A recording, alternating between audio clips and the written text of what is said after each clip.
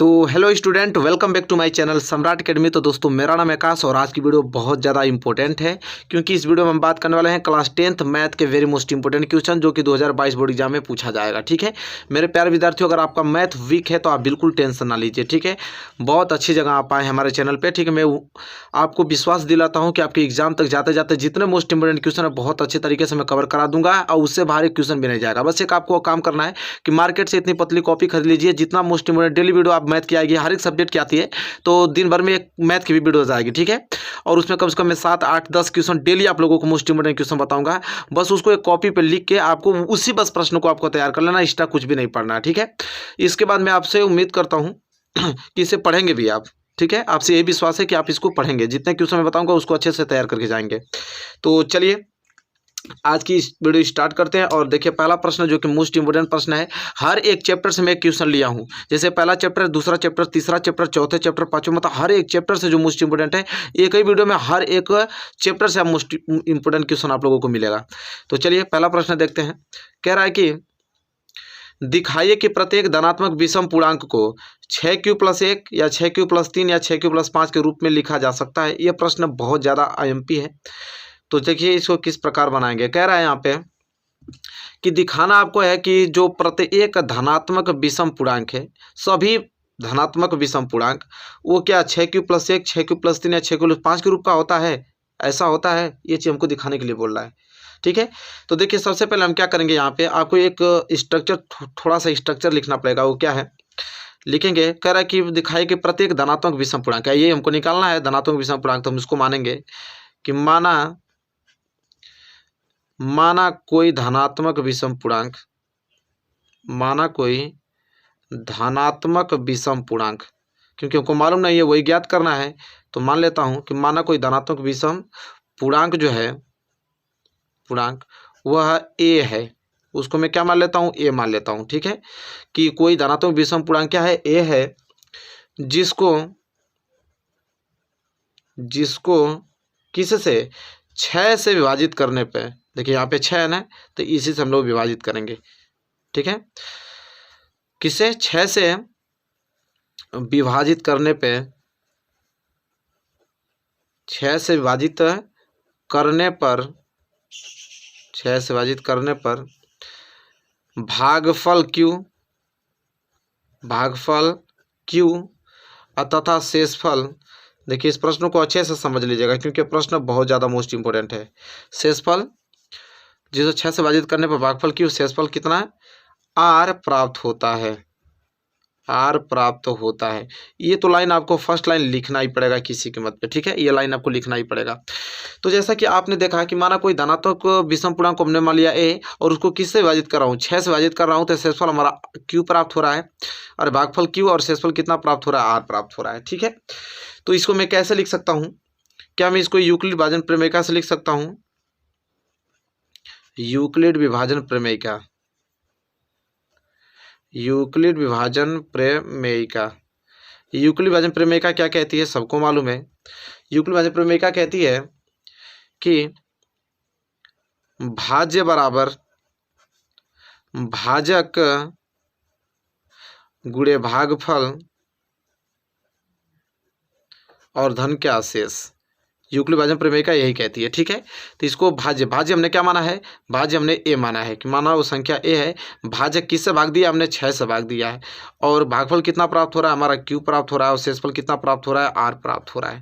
ठीक है, तो मैं इसको इस प्रकार लिख सकता हूँ। लेकिन याद रखिए, आप लोग जानते हैं एक चीज़ कि जो हमारा शेषफल होता है, शेषफल हमेशा किससे, भाजक से हमेशा छोटा होता है। शेषफल तो हमको मालूम नहीं है, लेकिन मैं शेषफल क्या हो सकता है, तो शेषफल या तो 0 बचेगा या तो 0 से क्या आ जाएगा, बड़ा आ जाएगा, या तो शेष, देखिए हमारा जो शेषफल होगा या तो 0 आएगा या तो 0 से बड़ा होगा, लेकिन भाजक से छोटा मतलब 6 से क्या होगा, छोटा आएगा। ये तो आप लोग भी जानते हैं। ठीक है, तो यहाँ पे मैं इसको लिख सकता हूँ a बराबर 6q+R, a बराबर 6q+R। और जहाँ शेषफल क्या हो सकता है, तो शेषफल 0 हो सकता है, 1 हो सकता है, 2 हो सकता है, 3 हो सकता है, 4 हो सकता है, 5 हो सकता है, लेकिन 6 नहीं होगा। ठीक है, तो शेषफल हमारा इतना हो सकता है। शेषफल 1 बच सकता है, 2 भी बच सकता है, 3 भी बच सकता है, 4 भी बच सकता है, 5 भी और 6 भी बच सकता है। तो जितना शेषफल बचेगा उतना केस यहाँ पे बनेगा। ठीक है, जैसे मैं यहाँ पे लिखूँगा कि यदि आर बराबर 0, अगर शेषफल 0 बच जाता है तो इसको कैसे लिखूंगा, तो ए बराबर 6Q और प्लस आर की जगह क्या लिखूंगा 0, तो ये क्या हो जाएगा आपका ए बराबर 6Q, क्योंकि 6Q में 0 जोड़ूंगा तो इतना ही आएगा। तो एक वैल्यू आपका यह प्राप्त हो गया। ठीक है, एक तो संख्या आपकी ये प्राप्त हो गया। दूसरी संख्या अगर मैं यहाँ लिखूँ कि यदि शेषफल जो हमारा आर है अगर 1 प्राप्त होता है तो संख्या का प्राप्त होती है, तो हम लिखते हैं ए बराबर 6Q प्लस आर की जगह क्या लिखते हैं 1 लिखते हैं, तो हमारी दूसरी संख्या प्राप्त हो जाती है। ठीक है, इसी तरह जितना आर की वैल्यू प्राप्त होगा उतनी संख्या प्राप्त होंगी। ठीक है, इसी में से बताना है कि कौन विषम पूर्णांक है कौन सम पूर्णांक है। तो फिर अब यदि आर बराबर 2 बच जाता, शेषफल अगर 2 बच जाता इसको कैसे लिखते हैं, ए बराबर 6Q प्लस शेषफल की जगह 2 लिखते हैं। ठीक है, इतना लिख देते हैं, कोई दिक्कत आपको नहीं होनी चाहिए। इसके बाद यदि शेषफल यदि आर बराबर 3 बचता तो इसको कैसे लिखते हैं, ए बराबर 6Q और प्लस शेषफल कितना लिखते हैं 3 लिखते हैं। ठीक है, आर की जगह यदि अब शेषफल कितना 4 बचता, ये पूरा केस आपको लिखना है। यदि शेषफल 4 बचे तो कैसे लिखेंगे, ए बराबर 6Q प्लस शेषफल की जगह क्या लिखेंगे 4 लिखेंगे, कोई दिक्कत नहीं। इसके बाद देखिए यदि शेषफल 5 बचता, यदि आर बराबर 5 बचता तो हम लिखते हैं ए बराबर 6Q प्लस क्या लिखते हैं 5 लिखते हैं, कोई दिक्कत नहीं होनी चाहिए। ठीक है, इतना काम कर देंगे। अब यहाँ पे एक चीज देखा जाए, हम इस इतनी संख्या प्राप्त है, अब इतने में से बताना है कि कौन धनात्मक विषम पूर्णांक है किस रूप का। तो ये पहली संख्या देखें 6Q, इसको क्या मैं इस तरह लिख सकता हूँ, ए बराबर 2 × 3Q लिख सकता हूँ, कोई दिक्कत नहीं, आराम से लिख सकता हूँ। इसमें मैं 2 कॉमन ले सकता हूँ, तो ए बराबर 2 कॉमन लूंगा तो क्या हो जाएगा 2 × 3 = 6, 2 × 1 = 2। ठीक है, 2 हमने कॉमन ले लिया। इसकी बात करूं तो ये भी 2 से कैंसिल हो जाएगा, इसमें 2 भी फैक्टर है, इसमें भी मैं 2 कॉमन अगर ले लूं तो 2 × 3 = 6 और 2 × 2 = 4। तो एक बात तो स्पष्ट है कि जिसमें 2 कॉमन ले रहा हूं, जिससे 2 से भाग चली जा रही है, वो सभी की सभी क्या कहलाएंगे सम पूर्णांक कहलाएगा। देखिए ये तो पूरा का तीनों क्या निकल गया आपका सम पूर्णांक निकल गया, क्योंकि 2 से इसमें भाग चली जा रही है। ठीक है, और जो बच गया वो विषम पूर्णांक होगा, तो बच क्या गया आपका 6Q + 1, 6Q + 3 और 6Q + 5 बच गया। यही तो हमसे पूछा था भाई कि कोई प्रत्येक धनात्मक विषम जो पूर्णांक होता है वो 6Q + 1 और 6Q + 3 6Q + 5 के रूप का होता है। तो देखिए बिल्कुल ये जो हमने ए का वैल्यू इसी को तो हम विषम पूर्णांक माने थे, तो देखिए ए का वैल्यू जो है अगर विषम पूर्णांक होगा तो इस रूप का होगा, अगर ए आपका विषम पूर्णांक है तो इस रूप का होगा, ए अगर विषम पूर्णांक है तो ये, और ये वाला सब सम पूर्णांक निकल गया। ठीक है, तो यहाँ पे एक लाइन बस लिख देंगे हम कि जब ए विषम है, जब ए अगर विषम है, अगर ए अगर विषम आपने माना है, तब यह किस रूप का होगा 6Q + 1, 6Q + किसका 3 और 6Q + 5 के रूप का होगा। ये बात कंफर्म रख लीजिए, रूप का होगा, यही सिद्ध करना था। ठीक है, अगर ए अगर सम पूर्णांक होगा, अगर ए सम होता तो किस रूप का होता है इस रूप का होता, इस रूप का होता, इस रूप का होता। ठीक है, तो हमसे विषम वाला पूछा था तो हमने विषम वाला आप लोगों को बता दिया। यह प्रश्न इतना मोस्ट इंपोर्टेंट है कि आपको एग्जाम में आना तय है। ठीक है, इसको आपको तैयार कर लेना है। आई होप ये पहला प्रश्न अच्छे तरीके से क्लियर हो गया होगा आप लोगों को, कोई भी डाउट नहीं होगा क्वेश्चन पर पहले। अब हम दूसरे चैप्टर के मोस्ट इंपोर्टेंट क्वेश्चन की ओर बढ़ेंगे, जो कि बहुत ही ज़्यादा महत्वपूर्ण प्रश्न है, जो कि एग्जाम में बहुत बार पूछा जाता है, उसको हम डिस्कस करने वाले हैं। चलिए उसको देखते हैं।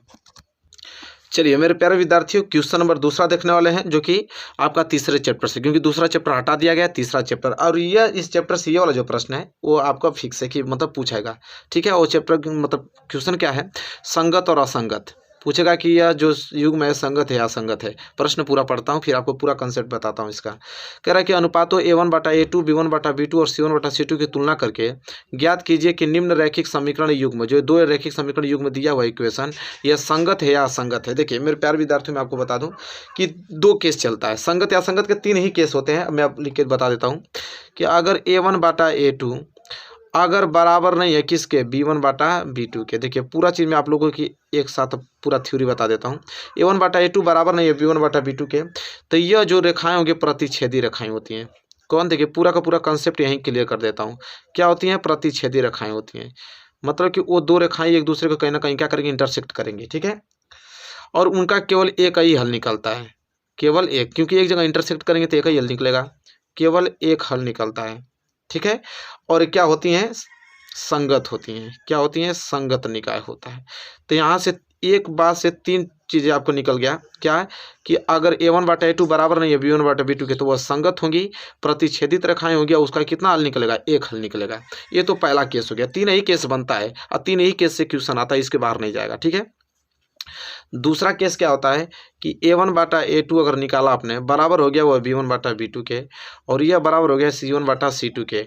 अगर यह केस दूसरा केस यह बनता है तो यह समपाती रेखाएं होती हैं। समपाती रेखाएं मतलब समझती हैं, एक दूसरे पे चढ़ जाएंगी रेखाएं, समपाती रेखाएं होंगी। अगर यह इक्वेशन बनता है, समपाती मतलब एक रेखा जा रही है उसी पर दूसरा रेखा भी चली जाएगी, ठीक है। और देखिए इसका जो हल निकलता है अनंत हल निकलता है। कितना? अनंत हल, क्योंकि एक बार काटता है तो एक हल, ये तो पूरा का पूरा उसी पे है, तो अनंत हल निकलेगा कि नहीं? बिल्कुल निकलेगा। और ये भी आपका क्या है? संगत है। ये भी क्या होती हैं?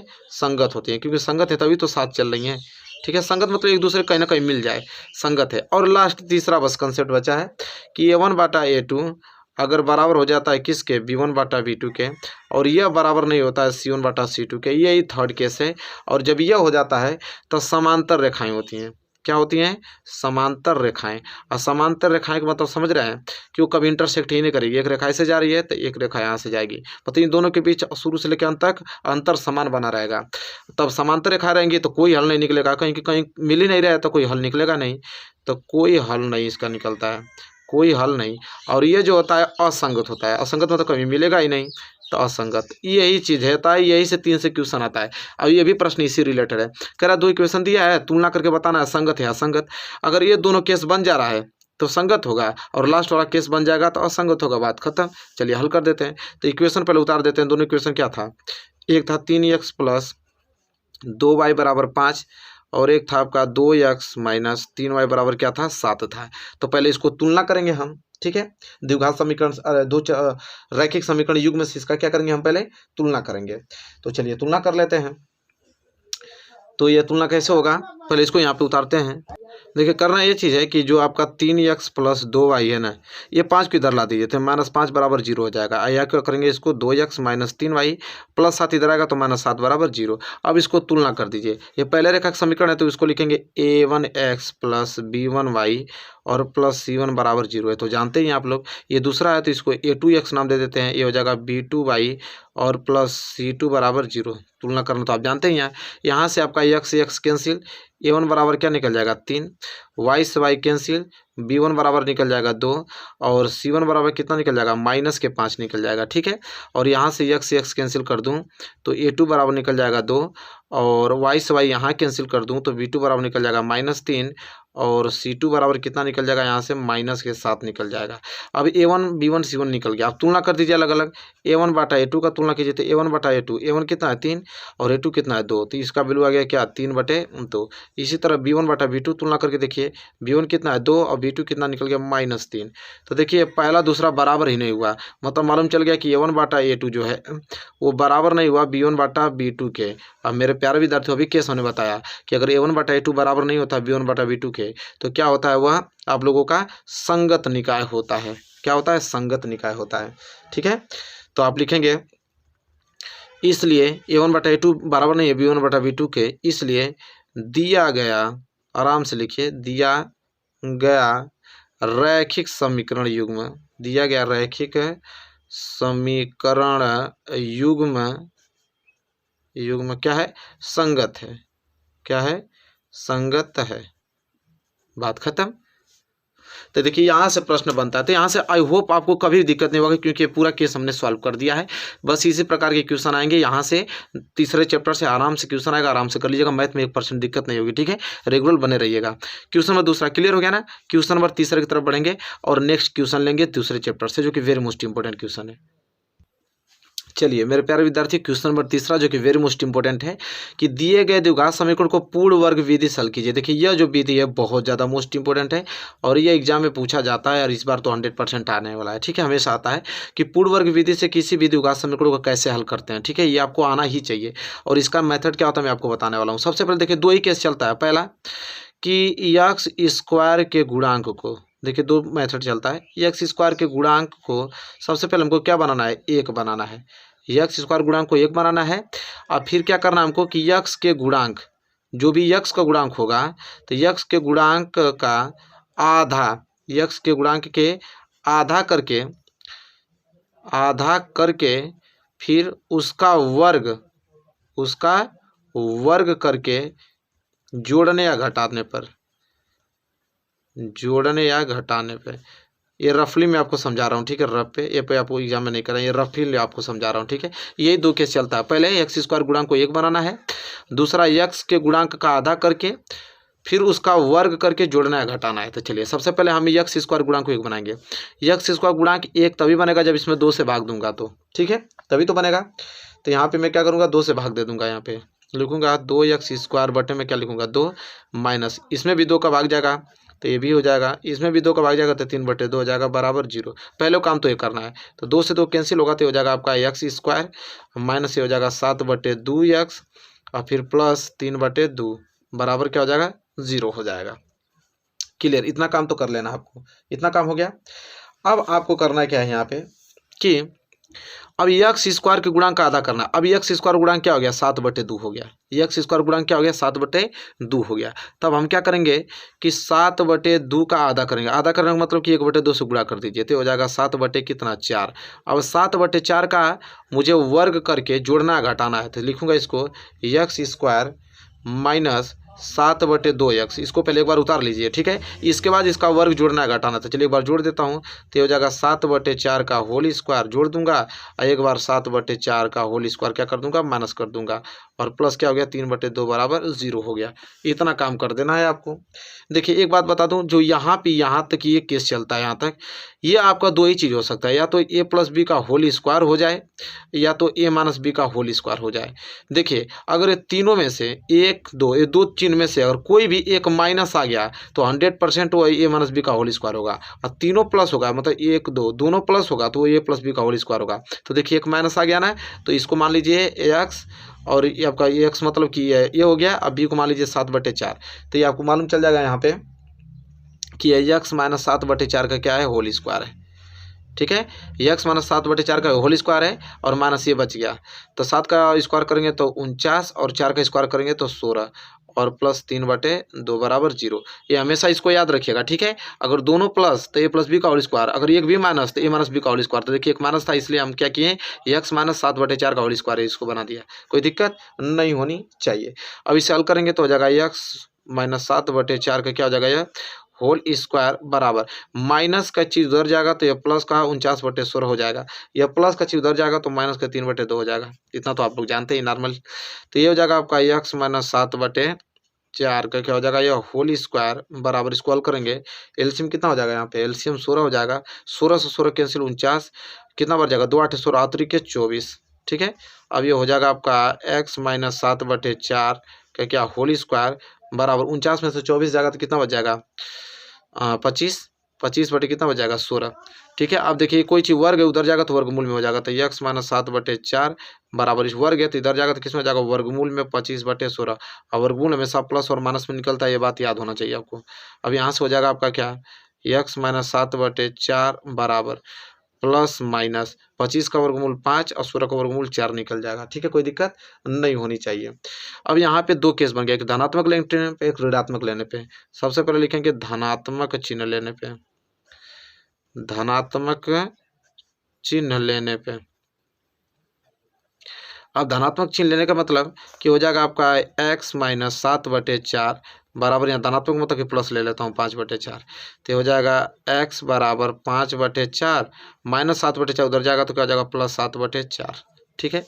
अब इसे हल करेंगे तो x बराबर एलसीएम कितना हो जाएगा 4, 4 से 4 कैंसिल 5, फिर 4 से 4 कैंसिल 7, तो x बराबर 7 5 12 बटे कितना आ जाएगा 4, काट दीजिए 4 तिहाई 12, तो एक वैल्यू आ गया x बराबर क्या आ गया 3 आ गया। क्या लेने पे धनात्मक लेने पे। अब एक साइड लेंगे ऋणात्मक लेने पे, उसके जस्ट नीचे लेंगे ऋणात्मक लेने पे, दोनों चिन्ह लेना है ना, तो एक बार धनात्मक लिएगा एक बार ऋणात्मक लूँगा तो हो जाएगा आपका क्या x माइनस 7/4 बराबर ऋणात्मक मतलब कि माइनस 5/4 हो जाएगा, ठीक है। इसे हल करेंगे तो हो जाएगा x बराबर माइनस 5/4, ये माइनस 7/4 हो जाएगा तो प्लस 7/4 हो जाएगा, ठीक है। फिर वही चीज़ करेंगे x बराबर एलसीएम कितना हो जाएगा इसका एलसीएम 4, 4 से 4 कैंसिल तो -5 और प्लस ये 4 से 4 कैंसिल बच गया 7, ठीक है। इसके बाद किया जाएगा x बराबर बड़े में से छोटे घटा दीजिए तो 7 में से 5 जाएगा तो 2 और बच गया यहाँ पे 4, तो 2 कम 2 2 दूनी के 4 1/2 आ गया, तो यहाँ x बराबर क्या आ गया 1/2 आ गया। तो एक तो x बराबर 1/2 आ गया, एक तो x बराबर क्या आ गया 3 आ गया, ठीक है, ये 2 हल निकल गया। तो यही होता है भाई कि दिए गए द्विघात समीकरण को पूर्ण वर्ग विधि से कैसे हल करते हैं, यही मेथड होता है। 2 ही चीज़ तो करना है, यक्स स्क्वायर गुणांक को पहले 1 बना लीजिए, फिर यक्स के गुणांक जो यक्स का गुणांक होगा जैसे 7/2 है, इसका हमने आधा करके और उसका वर्ग करके जोड़ या घटा दिया, सिंपल। अगर यहाँ पे जो केस बनेगा a + b का होल स्क्वायर होगा या तो a - b का होल स्क्वायर, हमने बता भी दिया है कि दोनों प्लस में रहेगा तो a + b का होल स्क्वायर होगा, दोनों में से एक भी माइनस होगा तो a - b का होल स्क्वायर होगा। तो इतना सिंपल है, आराम से इसको करके आइएगा, कोई दिक्कत नहीं है, ठीक है। तो बताइए कोई दिक्कत हुआ, कोई दिक्कत नहीं। तो देखिए वेरी मोस्ट इंपोर्टेंट एक क्वेश्चन है, ये तीनों क्वेश्चन तो आपको आना ही चाहिए, मैं बता दूं एग्जाम के दृष्टिकोण से बहुत महत्वपूर्ण प्रश्न है। तो चलिए नेक्स्ट वीडियो में मिलेंगे, 3 प्रश्न आप तैयार कीजिए, डेली वीडियोस मिलेंगे आपको, मैथ के सारी इंपॉर्टेंट क्वेश्चन करा दूंगा, एक भी छूटेगा नहीं हर एक चैप्टर से, ठीक है। तो वीडियो पसंद है तो प्लीज़ लाइक कीजिए और चैनल पर नया तो चैनल को सब्सक्राइब करके बेल आइकन को प्रेस कर लीजिए। मिलेंगे एक प्यारे से नेक्स्ट वीडियो में, तब तक के लिए धन्यवाद।